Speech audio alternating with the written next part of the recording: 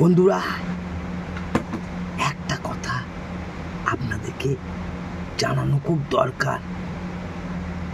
বলতে পারবেন মেয়েরা কেন প্রথম প্রপোজ করে না ছেলেদেরকে? পারবেন না? হ্যাঁ, একবার করেছিল। পুরাণে একবার একটি মেয়ে ট্রাই করেছিল, আর সেই প্রপোজ করার পর তার কি হয়েছিল জানেন? করে নাকটাই কাটা গেছে।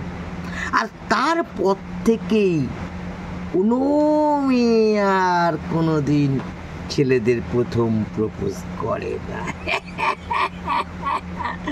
ঠিক বললাম? যদি ঠিক হয় সবাই একটা পুরুষ করে লাইক